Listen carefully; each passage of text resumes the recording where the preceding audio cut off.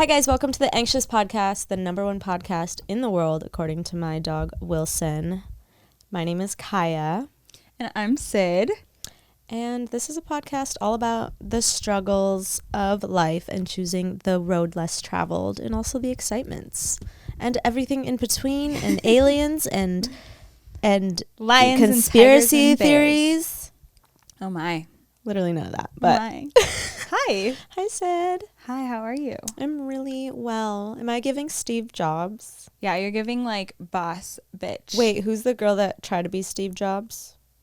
The one that got arrested and is in jail now? Oh, I never watched that, but I know what you're talking about. Am I giving her?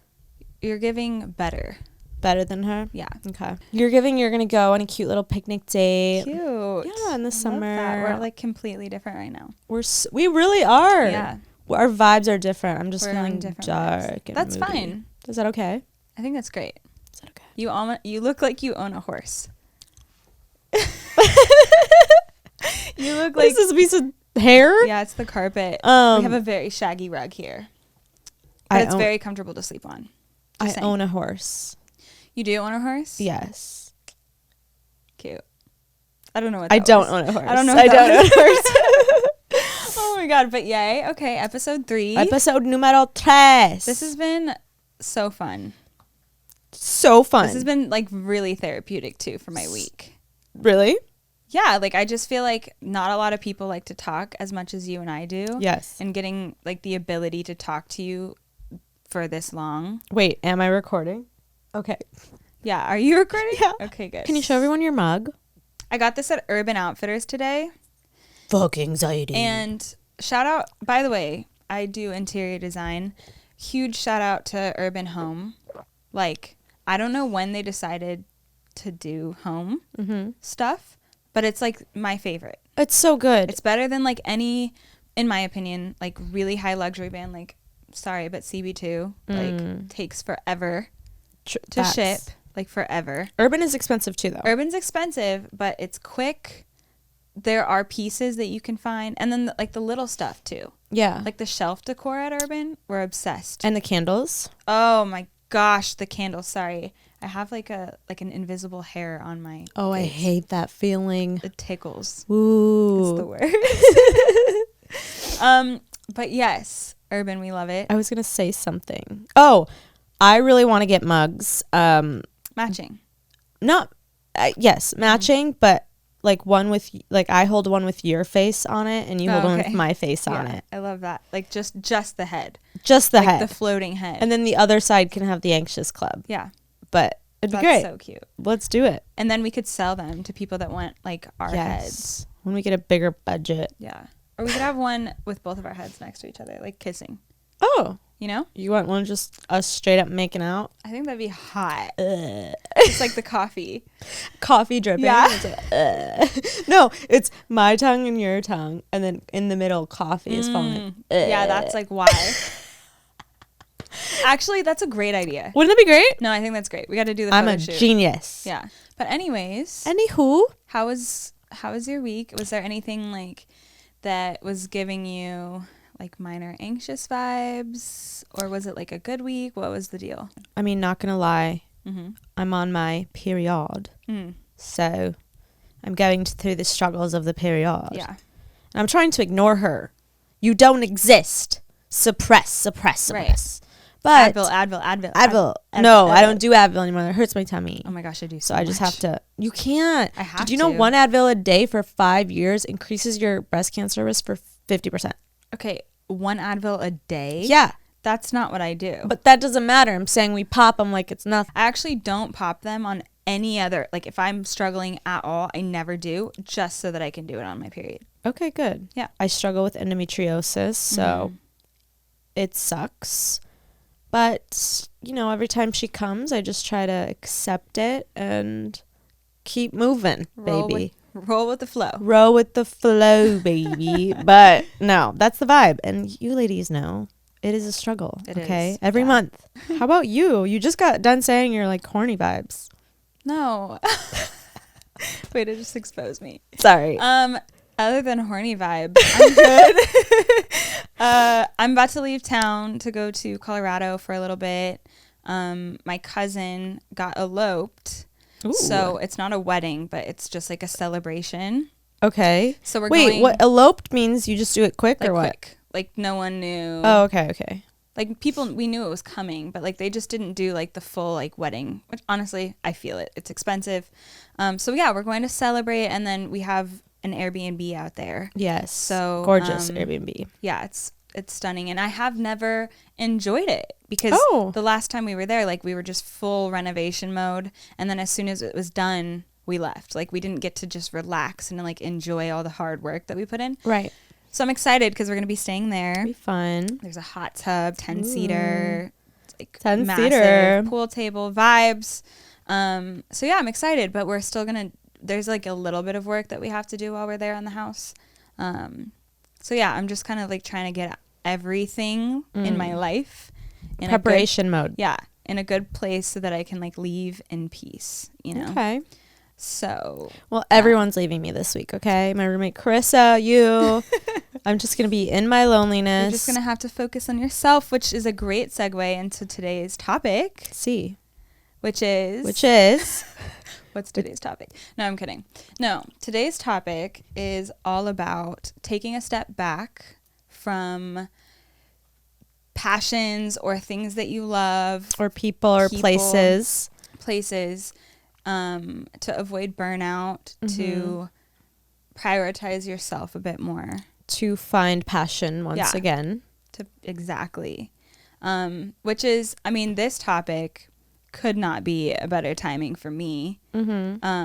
Because I am one to like overwork and not take time for myself or for just like life in general, like fun trips or even to like sometimes put makeup on in the morning. Like I'm just like go. And I've just been burning out like so much recently. I don't know like what it is, but I've genuinely like wake up and I'm just like tired when I wake up. So those are like the mini burnouts. Yeah. We should start with the big girthy burnouts. The big girthy burnouts. I have plenty of those too. No, I feel like your big girthy burnout was with music. Yeah, for sure. Yeah. I mean, I think for anybody in the music industry, there will be a big girthy burnout for you at some point. And subtitles underneath. Yeah. Just big burnouts. Like my big burnout was a long time coming. I think that like, so obviously like I'm in a group, so it's not just me. And so I think because of that, like I lasted a lot longer because I wasn't just accountable for myself, but there was like 2 other people that also depended on me to like show up every day. And family nonetheless. Yeah, and family, and to prioritize the group. And I think a while ago I just stopped loving it. And this isn't something that I've really talked about publicly yet, so this is like my first time, but I just lost passion for it. And I think it's because, and this may not be a good thing, but I'm somebody where I need to see some of the fruits of my labor in order to keep going. A little bit of instant gratification, if you will. Artists love that. Yeah. So was it a slow? It was slow. So it was a slow burnout throughout the years of doing this. You've been in LA. We've both been in LA for like 10 years. Yeah. So, but you and your siblings have been doing music a lot longer than that together. Like 10 plus years. Yeah. And I think that, I mean, yeah, I don't know. I just think at a certain point, there's a lot of rejection, which is fine. We can handle rejection. But at the same time, it's not even just the rejection. It's just the ups and downs, the constant ups and downs of like feeling like this is like gonna be the opportunity or this is the relationship or this is the song or whatever. The big break. Yeah. And then not. And then also like it bleeding my pockets constantly, but it's also like the worst industry ever that you could ever do if you want to make money. Like even like successful musicians, they're not making as much money as I think people think. No, I think they're owing more. They owe a lot of money. And that's why when you think like Kanye and Rihanna are like the richest musicians, Kanye just became the richest musician of all time. And it wasn't from his music. Right. Fashion. From his fashion. Yeah. So it's just like, I think the older I get, it's just like, I need to see something break. I need to see whatever. Or if I'm not going to see something break, I need to take a step back just so that I can fall in love with it again. Because it started to feel like a job. And I don't think any creative venture should ever feel that much like a job. Yeah, and it's hard because it's like you're passionate about this thing and there is no plan B, la da da da, when you're younger. But you get to a point in your adulthood where you want stability at least a little bit. And you can't just like, being a starving artist forever is exhausting. Yeah. So it's like you want to be able to pay rent. Yeah. Like you want, and you just want to be like financially stable. And that is very, very hard. Yeah. And I also think too, I mean, that's a huge thing because the older you get, like there is a lot of self-worth that you draw from that. So that is a big thing. But I also feel like anybody that is pursuing a career in the entertainment industry puts their life on pause for a while. Like I've missed a lot of like family stuff for music. I've missed like building friendships like back home. Like I've just missed stuff because there's always like there could be that call, like that last minute, like come to the studio. And now I'm kind of over that. I'm like, if you if you really want to meet with us, then like let's plan it. I'm tired of like having to just be at everyone's call, but that's kind of how this industry works. And so yeah, I don't know, I needed to take a step back, and I did, I think for about 9 months. And I didn't work on any music. No, and I mean, I don't know if I could say this, but you literally told your siblings you might be done. Yeah, I did. And that was a very hard conversation. It was like, and understandably so. This is all we've known for years. And also, they have put their everything for years into this. They have so much banking on this career. And for me to just be like, I'm not sure anymore. Big deal, So that was a tough conversation. And they're also younger, so maybe they haven't reached that point yet. Because a year can make a really big difference on reaching burnout and reaching just that level of maturity in a sense where you want more to life. I think that fundamentally I'm different than them. I think that they're the kind of people that it's like the passion just drives no matter what. And I think, and I've always had like other business ventures and interests aside from music too. So it's like I wanted to be able to take time to water those too. Where for them, like this is their everything. And I think that's beautiful. Like the most successful people in the world like excel at like one thing. They're not the most successful maybe, but the most iconic. Like someone like Michael Jackson, or like those people are the people that are just like not the jack of all trades, like I would consider myself, but what do you call it? Master of one. Yes. So anyways, we had the talk, and immediately, like a couple days after, they were just so supportive and were like, take your space, but I think they always knew that I would come back. I think that they had like that feeling in their stomach. And yeah, so the 9 months or whatever it was very necessary. And now I'm kind of at a peace about it where it's like, I don't need the outcome anymore. I can do it because it's fun and because I'm enjoying it. And I feel like that is when it happens for a lot of people. Yeah. Even if it doesn't all good, but I'm saying just even if it does and it manifests in a whole different way in your life, when you learn to like let go of the result is when a lot of amazing things can happen. Totally. No, you're completely right. And the other thing too that I realized in this like journey was that like all these other things that I wanted to try, like interior design was one of them. I wanted to be more present on social media. Doing those things as an individual has given me more confidence to be a part of the group.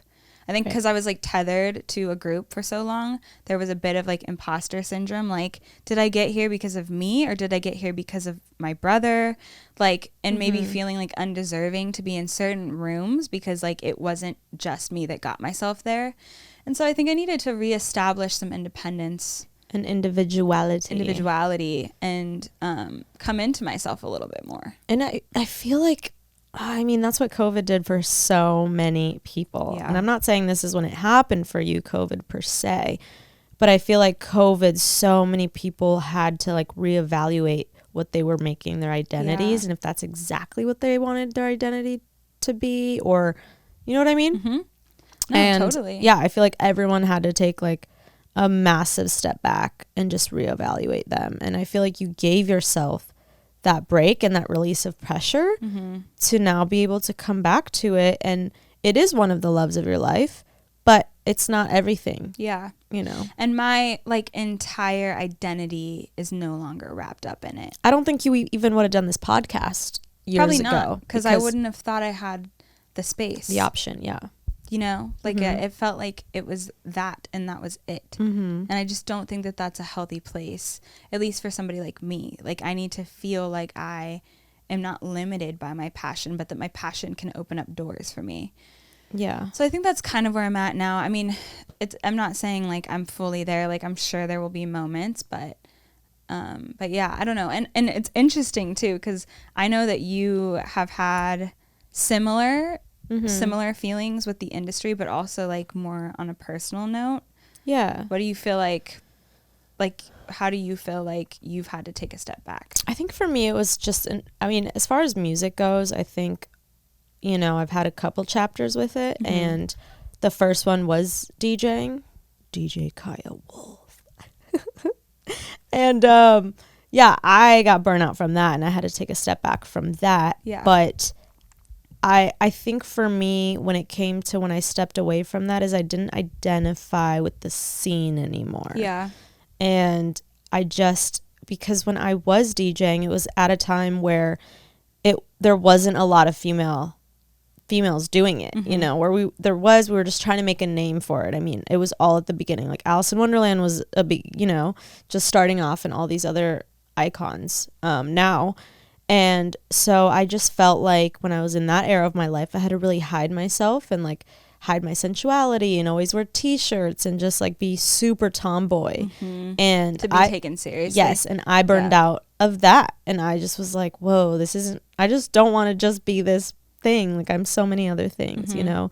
So I had to take a step back from that and leave that behind, which is kind of funny because in recent times I had taught one of my friends how to DJ, and I fell in love with it again after literally not touching decks for like years. Yeah. And then I did a show again, and I was like, I remember that. I didn't come, but my brothers went. Yeah, your brothers went. We had such a good time. Oh my God, you guys got so drunk. Oh, girl, that night, I don't know what to talk about it. It was crazy. It happens. Your brothers were like, because I got like a free bottle because I was DJing. They just kept trying to get more free bottles for us, and like they got another one. Oh, they did? Good yeah, but then at some point I think then I got drunk and I was like, well, we need more free bottles. I think at one point the promoter was like, yeah, you guys are oh my gosh, total side note, you told me the story that like, so my brothers were gonna leave, and then you guys decided to like go to like a friend's like room or something. Yeah. And so they were so drunk that they like walked all the way to their car to like go to the place. Yeah. And then, well, no, sorry. I think they thought they were walking to the place. They were meeting up with you guys. And they didn't even realize that they put the address in and they walked right back. The place was where we were. Yeah. Because I DJed at a hotel. And so they were just walking the streets, and I was like, come to the room and hang out. They're like, okay, give us the address. They like walked all the way back. Right back to where y'all were. So funny. What a mess. We've had lots of messy nights. It was fun. I got like a bunch of calls. That was a very You're always getting the calls. I am. I'm like Mother Sid. Like Sid, Kaiya's like, bah, bah, bah, bah, bah. Yeah. And I'm just like, I'm at dinner. I have to go. Yeah. But no, yeah, that was like a good moment for you, I think, to like re-fall in love with DJing. And it was incredible. And now I could go back to it and with a whole new perspective and just like as a passion. And that was a little moment. But there was other little moments as well for me, you know. And I think recently my big moment is I had to step back from really Los Angeles, you know. Like, I'm not going to go into it too hard, but because maybe we'll do an episode about relationships, but I did go through like really difficult breakup, and, you know, I was grieving super hard, but I was also grieving super hard the town, like Los Angeles, you know, like the friends that I had attached to it, the scene, like the music, life that you guys created together, the life we created together, and just I just didn't like it anymore. Like I was so, it just didn't make me happy. Like I remember I would leave. I think you were going through the same when you were working on your Airbnb in Colorado. Like when we would leave the city, it was refreshing. like, oh my God, it was a breath of fresh air. So after my breakup, you know, I decided to move back in with my mom, which is about an hour outside of LA. And though it wasn't my first choice, I mean, it was amazing for me. You know what I mean? Like, no, I know. Well, first of all, where she lives, it's so peaceful. And you almost thought about moving like a billion times too. Throughout this time. Yeah, to different states. You know, I just didn't know if I could fall back in love with it, because it wasn't just like the relationship I was mourning. It was like, where am I with career and what do I want to do? It just felt like I was mourning everything. Like the excitement of when I first came out here. It just didn't feel that way anymore here, you know, and then going through COVID in LA was a whole different story, you know? So I really just took a step back, and I just moved back here like a month ago. So it took me 9 months. I know we're neighbors now. We're neighbors. I'm pumped. She has no excuses anymore. Okay, it's I'm always under fire. I'm so excited that you're back. To have me back. Yeah, and I feel like it just was supposed to happen when it happened. You know, I was thinking of moving back by myself, and then it just so happened that one of my best friends, Carissa, was like available to be a roomie, and that was so exciting for me. And you know, she works on content creation too, and she's a model and actress, and it's exciting to be in a house where we're both kind of falling back in love with that and working on that together again. So yeah, it just timing. It's timing, but it took a really long time. Like I had to step away from everything, from people. I spent so much time alone in darkness, like by myself. Yeah. And just not even like being like, who are my friends? Like just questioning everything. And it was a journey. Yeah, it was a journey. I'm sure. Like seriously, I mean, giving up on everything. Like I had no idea where I was going. Yeah. Like I let it all go. I said, I don't know who I am. I don't know who my people are. I don't know. Like I didn't know anything. I don't know where I'm going to live. Yeah. I don't know what I'm going to do. Lost some friends along the way too. Let go of friends, okay? And just toxicity. Yeah. Well, what I think about like is beautiful about that, and it's kind of what I was saying too, is like that's like there's ego death, or there's like removing all the things that you thought were what made you, which was like your partner, your career path, the city that you've lived in for so long, that like no matter who you are, if you live in LA, like that's a part of you, you know? Yeah.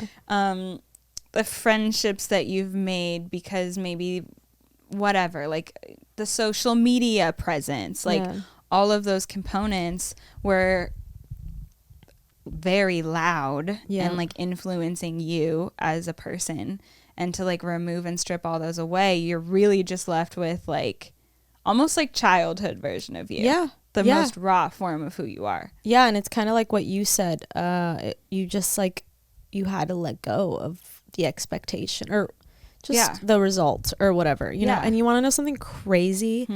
During this journey, I had a really wild moment. So one of my best friends from childhood, so middle and high school, she came out to Los Angeles, and I haven't seen basically anyone from my childhood since I moved out of my city 10 years ago. Yeah, you know? That's crazy. And she was like a you in my life. Like she's very similar to you. So like I always have a you friend in my life, if that makes sense. Like that one person that's just so rock solid for me. And she was that growing up. And I hadn't seen her, talk to her, you know. She was in New York doing her thing, and she hit me up one day and said, hey, I'm in LA, you want to grab lunch? And we went and grabbed lunch, and it was crazy. We both were like laughing because it felt like a first date. We're like, oh my God, I'm nervous, you know? Yeah, so long. But she was the exact same, and I felt right back into like how comfortable I was with her right away. But it was so weird to me because I know that she had like observed me just from social media and all the things that I've done. And it was so weird to me to admit to her that you weren't doing that. good. I felt like I failed. Yeah. You know, that I felt like, because she knew me as like this person that was so excited to move to LA. We used to print scripts out together. We used to sing together, you know? And she knew me as the person that could have made it or whatever it was, you know? And to just admit that, like, oh, well, LA I'm maybe giving up. I'm giving up. LA maybe wasn't what it seems, blah, blah, blah. Very and humbling. to me, I thought, you know, it was going to be like outing myself, like, oh, somebody from my hometown, like, you know, whatever. But she was like, oh, okay. I mean, like, she just didn't care. Yeah. And she also was like, you're okay. Like, you didn't have to, I don't know. Live up to whatever you thought. Yeah. And it was it was one of the moments that I needed to start me going back into coming back in. Yeah. I think like, I felt the same way. Like, I think when you move away from your hometown, a lot of people look at you like you're stupid or crazy because, like, you were all on the same path for 12 years, grade school, high school, whatever. And then, like, everyone goes to college. And when you don't, it's like, if you don't blow up or Then get you your failed. dreams in like 5 years, then you're like a loser or a low life. That's at least what it feels like. I don't know if that's like the way that people view it. So I think we feel that too. It's like, because we know we're taking a risk. We know we're taking a risk. So it's like, if it doesn't work, yeah, you feel stupid. And it's like, for whatever reason, your childhood ego is very attached to the people that you grew up with. Like, you want them to be proud of you, which is so cute, by the way, because it's like, we don't keep up with a lot of those people, but there's always like this attachment of like them knowing who you were as a kid and like wanting to make those people proud or impressed or whatever. So I felt the exact same thing. And what's crazy is a lot of the times what we're doing now that we're so unimpressed by ourselves, they are impressed by. Right. You know, they think it's cool. And like, I've had friends tell me, like, they know where I'm at. I'm not like on a billboard or anything, but just the simple like fact of, like, that we had the courage to try. Right. A lot of people in my life from back home respect that and like give me that validation. And vice versa. Like, I'm so happy for them that they're having kids and like getting married and experiencing that part of life that I still have yet to experience. But the one thing I will say is I think that everyone can relate to this, because I think no matter what your job is, we're all like getting to be in our 20s, 30s, and we start to have this thing that society puts on us where we feel like it's too late or we're running out of time. And I'll never forget, I had a best friend in high school. We still keep in touch. I just went to her wedding, and she went to school to be a teacher. And I met up with her for dinner or something. I think she was in LA. And I asked her, like, how are you? Like, because she had just graduated and she was starting to teach. And I asked her, like, how are you? How is, like, teaching? And she just broke down into tears. And she was like, Sid, it's awful. Oh, no. Like, it's the worst thing. I made the biggest mistake with my life. Like, I have no idea what I'm doing. Like, you know, and I just remember her being, like, devastated. And I looked at her and I was like, you are 20, like, I don't remember how old we were at the time. Like, you were 20, like 4, you know, like, you're so young. You can do whatever you want. And anyways, she went on to start her own, she basically like buys, sells, like she thrifts clothes and then sells them on Depop. Okay. She's fucking killing it. Wow. She's like actually killing it. Full time? Like full time. Her business is booming. She has like a following, like a cult following. Like, she's killing it. And like, I just think that's so cool, because she's not even in like the entertainment industry, but that's just an example of like everybody in our generation just feels like you have to have it figured out by now. True. And also, it just goes to say, you can always start over. You can always start over.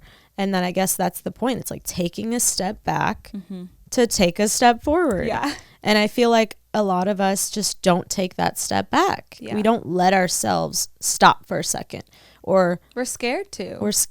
So we stay in things longer than we should, you know? My mom just got her bachelor's degree. Amazing. I'm so proud of her. It's amazing. Because she's, you know, she's like, she's in her 50s.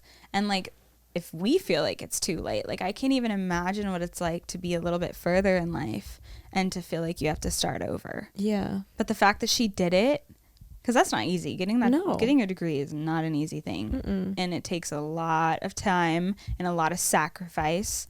You know, you have to be broke because you're like going to school full time. So the fact that she did it to me is so inspiring too. And it just proves like, she got a job, like she's like on her way to like the next chapter of her life. Yeah. So yeah, I don't know. I think it's like a very beautiful place.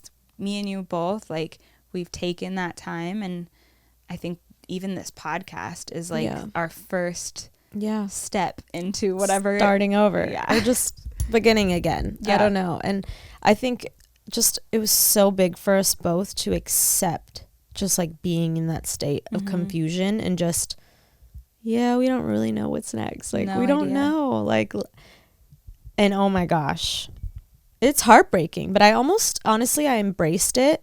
And I had moments of just being like in hell, but I embraced it. I actually thought it was a very beautiful feeling to be just a motherfucking mess. Yeah. You know what I mean? Yeah. It's kind of refreshing. It's kind of like how COVID was like very guilt-free. Like, I think when you're like on the way to quitting, it's like so much anxiety because you know that's what you want to do. Yeah. Almost like a breakup. Like, you're like, oh, I need to do this, but it's like, I'm scared. And then you do it and you commit to it. And then it's like, there's some peace. Yeah. You know? I feel like you're using your hands more than me, and I should probably use my hands more. Sorry. No, I can tone it down. No, don't tone it down. Okay. Don't tone it down. But I do think, just to like bring it full circle for a sec, that whoever is listening to this pod, if you happen to be like in a season where you relate to anything that we've talked about, if there's one thing Kaiya and I can say is give yourself the space, take the break. Time is not moving too quickly for you to like rejuvenate. Do it. And do it. Yeah. And do it. Self-heal. Do you know what I'm doing right now? Do it. Do it. You're flexing. Do it. Muscles? Do it. What is it from? A Shia LaBeouf. Do it. A Shia LaBeouf. I don't know. You don't know his viral video? Wasn't he like, do it?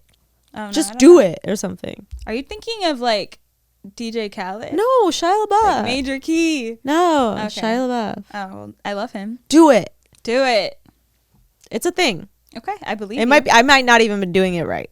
That's fine. Okay. I think they got it though. If you know, you know. Right. Do it. Exactly.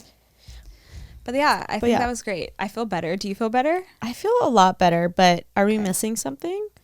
I don't know. I mean, unless we have any like tools that we want to talk about. Well, what were the major things for you? Major keys? The major keys, I'm saying, for you in taking your break. So like the journey to coming back to the love and passion you had for music and things. I don't know if I had a journey. Like, I don't think I had, you know what it was for me, and this may not work for everyone, but I'm very much a control freak. And I like to have like a plan, and like I like to know what the vibe is. Yeah, you're my daddy. I went into it with no plan, and I went into it with zero expectation. I think I even told you this on the phone. It was like, it was never like, I'm never doing it again. And it was never like, I'm for sure doing it again. I just didn't want any expectation. Right. I didn't want any weight or pressure on my shoulders. I think I didn't get the tattoo because of it, but like on my shoulder it says weightless. Like, I just didn't want to have to make a decision for anybody. Right. And other than that, I didn't really have a plan. I just took the time, literally, just like released.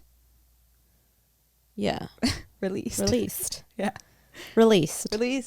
Whatever happened. Did you have a plan? No. Okay. No, I did not have a plan. I was a mess. Yeah.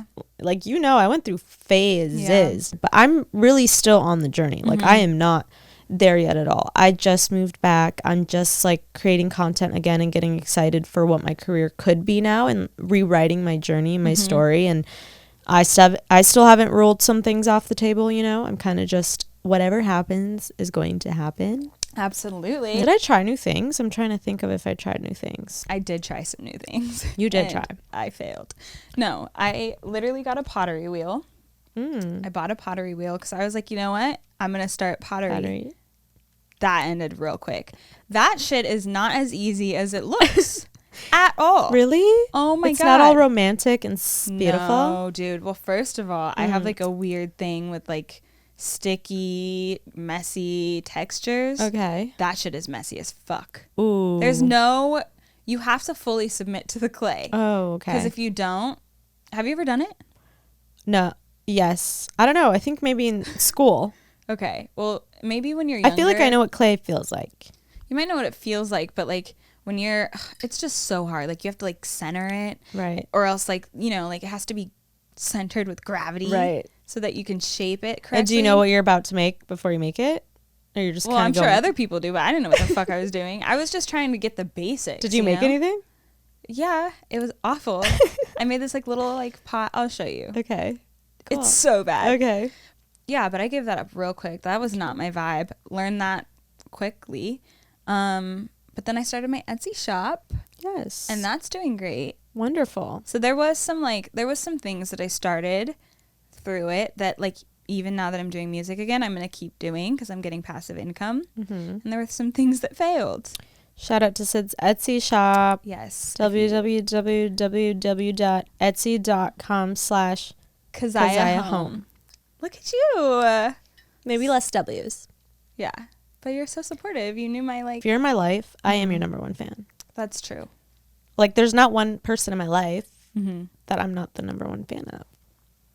Oh, so this is an exclusive. No. Okay.